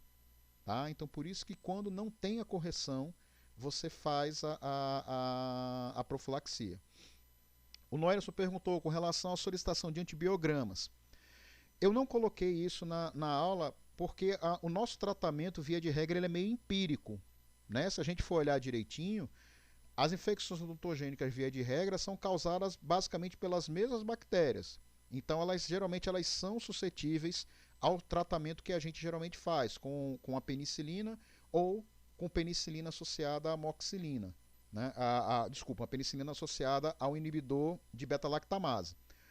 O ideal é que quando a gente faça um tratamento antibacteriano, em que a gente, antes do tratamento, colete secreção para mandar para o laboratório, para fazer a cultura, né, para saber quem é o micro-organismo e fazer o antibiograma. Enquanto esse resultado não vem, a gente inicia de forma empírica e geralmente com antibióticos de largo espectro, para poder abarcar a maior quantidade de micro-organismos que a gente puder. Quando o resultado chegar, a gente vai em cima do resultado do antibiograma, né, que é o nome correto dele, não, o nome técnico dele é teste de sensibilidade aos antimicrobianos. Então, em cima do antibiograma e em cima da melhora clínica do paciente, é que a gente vai definir se a gente mantém o tratamento ou se a gente modifica. Tá? Porque o antibiograma, por exemplo, ele pode mostrar para a gente que a única opção que tem é a que está sendo feita. Você vai ter que manter. Ou o antibiograma mostra para a gente que existe um outro antimicrobiano que você pode utilizar. Mas aí é caro, o paciente não pode comprar. Ou então é um antimicrobiano que ele tem alergia, ele não vai poder usar. Tá? Então é em cima dessas informações que a gente vai fazer a decisão de modificação ou não do tratamento. Sempre me preocupo em fazer profilaxia em paciente que faz hemodiálise. A literatura em si não diz que há necessidade. E, além disso, o paciente que faz hemodiálise, a gente precisa fazer o ajuste de dose a depender do clearance de creatinina dele. Tá? Então a gente tem que saber qual é o clearance de creatinina dele, porque em cima do clearance a gente vai ver qual vai ser o ajuste, seja da quantidade, né, da dose ou do intervalo, tá? Mesmo os com fístula, Danilo, a não ser que exista evidências de possibilidade de infecção. Aí você faz a profilaxia, tá? Aquele paciente que tem a fístula, que fica com o catéter exposto. Então, esses pacientes, se você julgar, se você julgar que existe possibilidade de infecção, você pode fazer sem problema nenhum. Tá? A literatura ela coloca nesses casos, se houver essa possibilidade de infecção. Não havendo a possibilidade de infecção, você pode fazer você não há necessidade de fazer a profilaxia antibiótica não, tá? Com relação a dose, os 2 gramas de amoxicilina, a depender do clearance de creatinina do paciente, como a gente falou. Tempo da profilaxia, né? Você faz a profilaxia de 30 a 60 minutos antes do procedimento. Tá, Meire? Você perguntou aí da profilaxia, quanto tempo antes? De 30 a 60 minutos antes do procedimento. A Michelle colocou, viu a indicação de uma equipe odontológica do INCO, profilaxia em pacientes com marca-passo. Na vivência clínica deles, muitos casos de endocardite por conta do cabo do marca-passo. Eu, particularmente, pelo menos na literatura, nas diretrizes da ARRA, eu não vi. Eu posso tentar me aprofundar nessa questão para poder te trazer uma melhor informação com relação a isso, Michele. Mas eu, particularmente, na literatura, eles não colocam, exatamente, nas diretrizes não colocam, tá? Isso aí é aquele negócio, é a experiência clínica. Então, enquanto não tiver numa base de evidência grande, né, se eles não fizerem trabalhos que deem uma base maior de evidência clínica, de evidência científica, né, por enquanto a gente não pode dizer que serve como uma diretriz. Tá? Eu particularmente desconheço, mas eu prometo que eu vou dar uma olhada e eu digo, se eu descobrir alguma coisa, eu digo essa informação. A Juliana colocou, pode ser 2 comprimidos antes e 2 após? Não, são 2 gramas antes do procedimento e tchau. Tá? Não precisa. Antigamente se fazia 2 gramas antes e 1 grama 6 horas depois. Né? E aí, em 2008 para cá, se viu que não há diferença de você fazer 2 gramas antes. 4 comprimidos de uma só vez. Tá? 1 hora antes, de 30 a 60 minutos antes do procedimento, ele vai tomar 4 comprimidos de uma vez só. Tá? Não vai trazer problema nenhum para ele. Com relação a gestantes, ó, a gente não falou de anestesia, mas gestante gosta muito de querer fazer anemia, tá? E como ela pode fazer anemia, ela pode ter algum problema, né, de saturação de oxigênio. Então, a gente evita a pirocaína porque a pirocaína pode causar metemoglobinemia, que é aquela condição onde a hemoglobina não consegue carregar oxigênio. Controle de dor na gestante, a literatura diz, basta você remover a causa. Se precisar de medicação, de analgésico, paracetamol. Tá? Gestante não pode tomar dipirona por conta daqueles riscos todos que nós falamos, sobretudo da granulocitose. Anti-inflamatório, se você precisar fazer em gestante, corticosteroide, dexametasona ou betametasona, de 2 a 4 mg em dose única e remove a causa. Tá? Sempre a gente precisa pensar em remover a causa, sempre. As infecções em gestante, como a gente tinha falado quando surgiu a pergunta, primeira escolha a ampicilina e a amoxicilina. São as penicilinas semissintéticas. Se for uma paciente alérgica, em infecções em estágio inicial, infecções mais brandas, digamos assim, utilizar o estearato de eritromicina. Em infecções mais avançadas, pode-se utilizar a amoxicilina mais o metronidazol. O metronidazol é um fármaco de risco B para gestante, tá? Não é 100% seguro, mas ele traz uma boa segurança. E paciente alérgica à amoxicilina, você pode utilizar a clindamicina. Nunca usar tetraciclina em gestante, a gente já conversou sobre isso, né? Pode quelar o cálcio, se depositar no osso em desenvolvimento na criança e ela apresentar deformidade óssea. Manchamento dentário é o de menos. Né? O que a gente tem aí de técnica de estética, a gente consegue resolver. Agora, má formação óssea é mais complicado da gente resolver. Para a gente chegar aos nossos finalmente, né, aproveitando esse gancho todo, a gente vai falar rapidinho de norma de prescrição e a gente vai falar sobre o que acontece hoje em dia com a Covid. Tramadol em gestante, opioide não é seguro. Tá? Opioide gestante não é seguro. Se eu não me engano, se não for risco C, é risco D. Não é seguro para gestante. Tá? E nimesulida também não. Nenhum anti-inflamatório não esteroidal para gestante. Tá? Não tem segurança. Não tem trabalho mostrando segurança. Com relação à norma de prescrição, tá? Numa urgência, se você não tiver, é aquele negócio. Você não tem nada. Tem a nimesulida, vai usar, mas vai usar rezando para que nada aconteça. Né? Você vai ter que pesar o risco-benefício. Se você está numa urgência e tem o corticosteroide, usa o corticosteroide.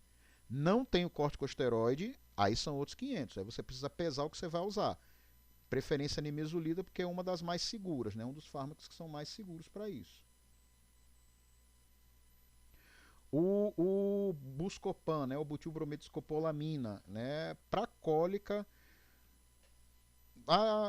eu não lembro o risco do Buscopan. A gente não tem a prescrição de Buscopan, né? A gente não tem a competência legal para prescrever o Buscopan. Ele não tem indicação para a gente, tá? Então, se a gente estiver prescrevendo Buscopan, pode ser que a gente esteja caindo num erro aí, num problema ético, tá? A gente não tem a competência para isso.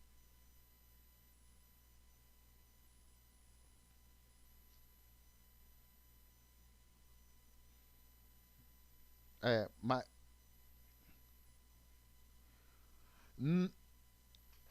assim, se o médico fez a prescrição, entre aspas, o risco é do médico, né? Ela tem que seguir a orientação médica.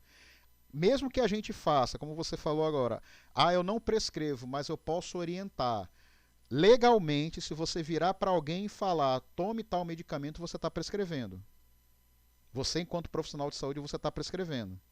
Tá? Então, tomar um pouco de cuidado com isso de você fazer uma prescrição de boca. Você não tem um registro para se resguardar. E aí, se acontecer algum problema, tá? Se acontecer algum problema, você vai acabar respondendo, porque você não tem como se resguardar que você não fez aquilo. Tá? Então, a prescrição de boca não é legal. E como eu falei também, prescrever, a gente vai até falar disso, né, mas eu já adiantei, prescrever substância pura, não prescrever medicamentos que são compostos, né, como você prescrever Torcilax, Dorflex, dá preferência à substância pura, para ter um risco menor de interação medicamentosa. Com relação à norma de prescrição, a gente basicamente, para os nossos fármacos, a gente pode utilizar o receituário comum, tá? Que é aquele que vai com o nome do paciente, o endereço do paciente, se possível, a prescrição propriamente dita, né, uso interno, uso externo, nome do fármaco, quantidade. Nós somos profissionais do SUS, a gente tem que indicar a quantidade, tá? As orientações, né, tomar um comprimido de 8 a 8 horas por tantos dias, a depender do fármaco, obviamente. Deixa eu só retomar aqui a apresentação que a Ana Carla, sem querer, botou para apresentar. Voltou. Colocar o intervalo, né, de tempo e a quantidade de tratamento. Tá? E lá embaixo, o nome do profissional, nossa profissão que é cirurgião dentista, número de inscrição no conselho, carimbo profissional. A receita, legalmente, ela deve ser escrita à tinta, tá? Não pode ser grafite e ela pode ser impressa, desde que a data e a assinatura sejam de próprio punho. Então você pode fazer a sua prescrição toda no computador, mas legalmente a data e a assinatura a caneta, tá? De próprio punho. Nome e endereço do paciente, descrição do modo de usar, data e assinatura do profissional com carimbo e o endereço profissional. Isso tem que ter na receita, tá? O nome do profissional e o endereço do profissional. Como nós atendemos ao nível do SUS, Kátia, tu pode desligar o microfone, por favor, Kátia Lira? Eu vi aqui que está ligado.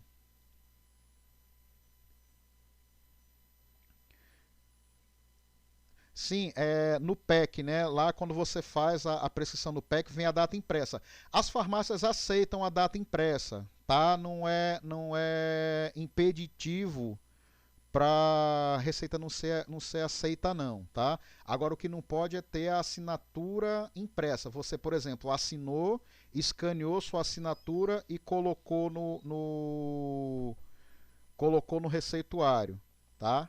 Isso você não pode fazer, tá?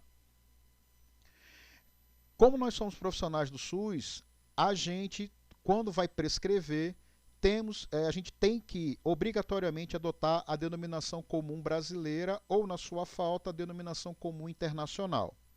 Trocando em miúdos, nós temos que prescrever o genérico. Tá? É muito mais fácil eu escrever Oncilon em hora base A do que creme acetonido de triancinolona em hora base. Posso fazer nada. Legalmente, a gente precisa escrever o genérico. Tá? É muito melhor eu escrever cataflã do que diclofenaco potássico. Mas nós, como profissionais do SUS, temos que escrever o nome genérico. Nível privado é outra coisa. Privado você pode escrever o genérico, o nome de marca, mas no SUS tem que ser o genérico. A não ser que não exista o genérico para ele.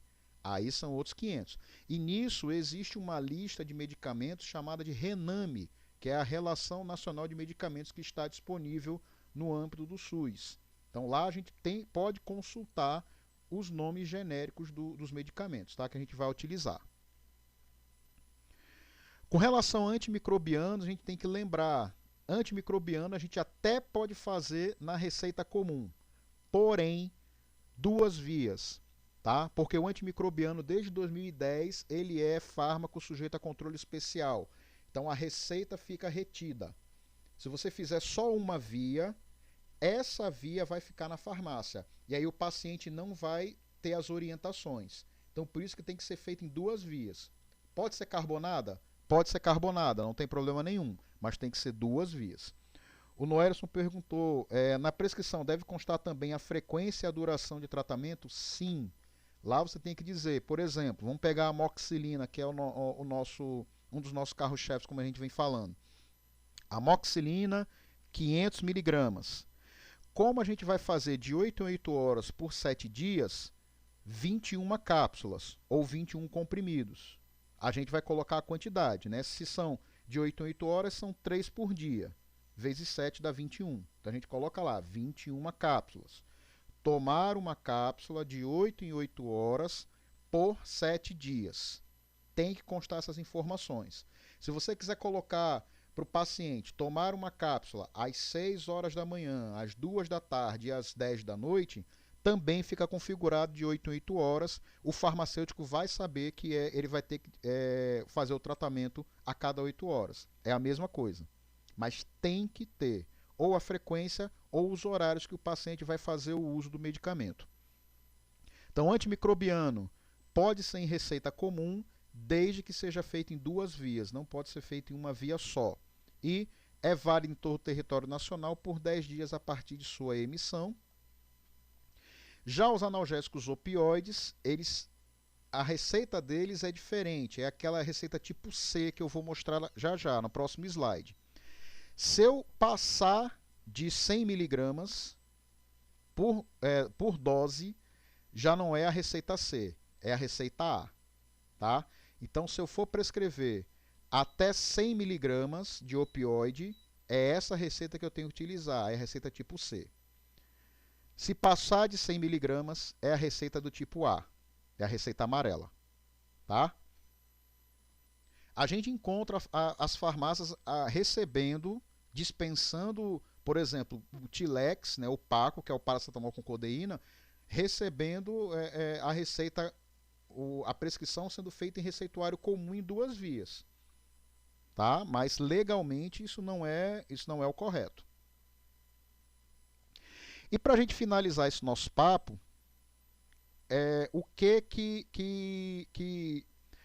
eu não sei te dizer, Vinícius, se no PEC tem receita amarela, porque eu particularmente nunca mexi, tá? Nunca entrei lá para fazer a prescrição. Mas eu posso dar uma olhada e passar essa informação para ti, tá? Mas eu sinceramente eu não sei te falar porque eu nunca mexi lá para fazer prescrição. É, a receita azul, no caso da receita azul, a gente pode solicitar enquanto profissional, né, junto à vigilância sanitária. Como nós somos do SUS, eu acredito que quem tem que fazer a solicitação é a própria secretaria e fazer vai ser uma receita no caso em pessoa jurídica, né, dentro da prefeitura. Tá? Mas a gente, enquanto profissional, a gente vai solicitar isso junto à vigilância sanitária, porque aí ela vai te dar autorização, você vai ter que levar isso numa gráfica, a gráfica vai ter uma série de coisas que ela precisa fazer e precisa constar no receituário. A amarela também, a mesma coisa. Tem uma série de itens que precisa constar no receituário, inclusive os dados da gráfica que imprimiu aquele talonário. Tá? Então você faz a solicitação na vigilância sanitária e ela que vai fazer a autorização para que você vá à gráfica fazer a impressão. É mais ou menos como é o emplacamento do carro, né? Em que você pede ao Detran o emplacamento e ele vai dizer, vá agora emplacar o seu carro. Aí você vai lá emplacar o carro. Tá? É mais ou menos dessa forma que funciona. Com relação à prescrição em tempos de Covid, o que é que muda para a gente, né? Para a gente poder fechar? Primeira coisa que mudou foi o seguinte: a gente fez o nosso atendimento durante a pandemia da Covid basicamente de urgência e emergência e muito baseado em prescrição.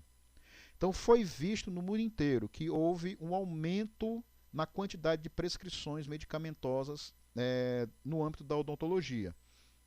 Alguns estudos mostraram, por exemplo, que na Austrália Mian e colaboradores, que é de um trabalho de 2020, mostrou que houve um aumento na prescrição de antibióticos de largo espectro e no aumento da prescrição de opioides. Tá? Já esse outro trabalho, que é lá na Inglaterra, né, no sistema de saúde inglês, no NHS, lá mostrou que houve também um aumento na prescrição de antibióticos, um aumento na prescrição de analgésicos, tá? E um inapropriado aumento na prescrição de analgésicos opioides. Então, de uma maneira geral, houve aumento de prescrição, tá? Mas será que mudou o que a gente vai fazer? O que a gente pode fazer com os nossos pacientes? Primeira coisa que a gente mostra que não mudou é a questão do uso de paracetamol e de anti-inflamatórios não esteroidais, tá? A gente pode continuar utilizando, tá? Do jeito que a gente vem utilizando até hoje. Não sei se vocês lembram, mas no início do ano passado tiveram alguns trabalhos que colocaram que o ibuprofeno ele não era seguro o seu uso porque ele parecia facilitar a entrada do vírus no tecido pulmonar. E depois isso acabou sendo desmentido. Né? Outros trabalhos mostrando que não tinha nenhuma diferença estatística, então pôde-se continuar utilizando o ibuprofeno. Tá? Então, há trabalhos como esse de Creighton e colaboradores, também de 2020, em que ele coloca que é seguro você utilizar o paracetamol e os anti-inflamatórios não esteroidais. Tá? Você pode utilizar tranquilamente. E aí, o que é que a gente precisa saber, então, para fazer terapia farmacológica durante esses tempos de pandemia? Né? O que é que a gente tem que saber de se mudou ou não mudou? Nós já vimos que o uso do paracetamol continua. O uso de anti-inflamatório não esteroidal continua. O que a gente precisa pensar é o seguinte. Primeira coisa, a azitromicina, ela é utilizada, ela vem sendo utilizada, embora não haja ainda muita comprovação científica para isso, mas ela é muito utilizada no tratamento contra a Covid. Tá? O que se acredita que a azitromicina é utilizada é porque ela apresenta também atividade anti-inflamatória em doses subantimicrobianas, tá? Então, por isso que ela é utilizada. Só que a gente sabe que a azitromicina é uma possível opção nossa para fazer tratamento do paciente. Então, pacientes que têm histórico de tratamento contra a COVID, evita o uso de azitromicina, porque ele já usou bastante, senão você pode fazer seleção de bactéria.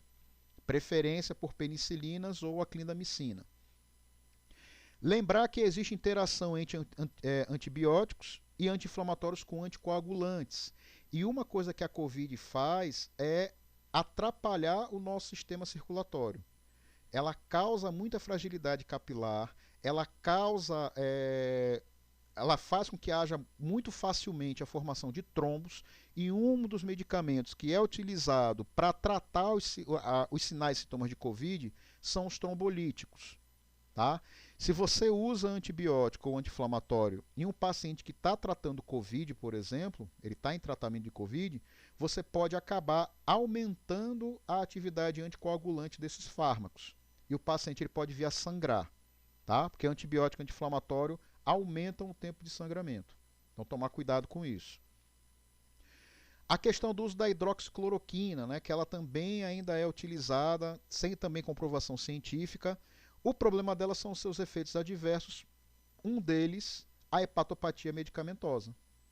E os medicamentos que a gente mais utiliza são metabolizados onde? No fígado. Tá?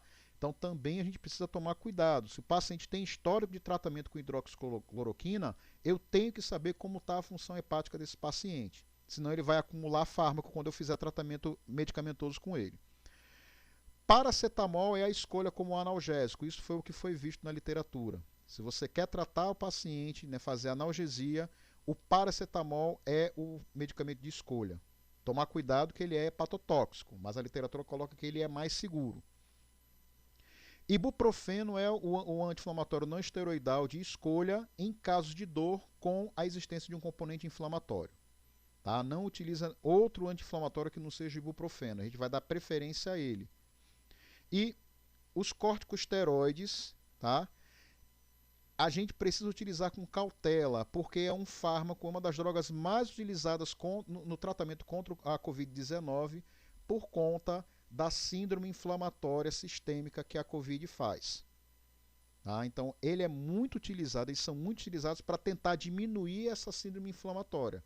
E aí, se eu precisar prescrever um anti-inflamatório, eu vou querer ter a opção de utilizar um corticosteroide, eu posso influenciar nesse tratamento do paciente. Então, a gente, via de regra, tentar evitar o uso de corticosteroide por conta disso, por conta da grande utilização no tratamento contra a Covid. Outros trabalhos que trazem para a gente algumas questões com relação à terapia medicamentosa na odontologia dentro dessa época de Covid, não existe evidência para a gente retirar os anti-inflamatórios do nosso arsenal terapêutico, né? Mostra o trabalho de Esberg e colaboradores. Então, a gente pode utilizar os anti-inflamatórios e otimizar o uso dos antibióticos, né? Fazer uso racional, prescrever bem indicado os antibióticos para os nossos pacientes. E eu ainda colocaria aqui uma outra observação. Se a gente tem a COVID como sendo também uma síndrome respiratória, a gente evitar o uso de prilocaína por conta do risco da metemoglobinemia. Porque se os pacientes com sequelas de COVID ou em tratamento com COVID, eles ainda apresentam saturação baixa, se ele fizer uma metemoglobinemia, a saturação vai cair mais ainda e a gente vai exacerbar a hipóxia tecidual dele. A Paquisa pergunta, pode usar a dipirona como analgésico nesse caso? A dipirona, na Europa e Estados Unidos, eles não pesquisam dipirona. Tá? Eles não usam dipirona, não há a prescrição de dipirona, ela é banida. Então, cientificamente, eu não tenho como virar para você e dizer que em tempos de Covid você pode utilizar a dipirona. Porque não há evidência, não mostra essa utilização. O paracetamol ele é muito utilizado, tá? Como alternativa analgésica, mas dipirona, como ela é banida em Estados Unidos e Europa, e são os principais centros de pesquisa, a gente não tem informação sobre isso, tá? Pelo menos informação de qualidade sobre isso. E aí, pessoal, depois de mais do que os 40 minutos que a do Silili nos disse, né, mas eu sabia que eu não ia conseguir falar isso nem em menos de 1h20, levamos mais até do que isso. Eu agradeço bastante a presença de vocês, a participação de vocês. Eu espero que tenha sido proveitoso. Eu espero que tenha sido que tenha agregado conhecimento para vocês essa nossa conversa. Lembrando, né, que foi postada a Paquisa postou foto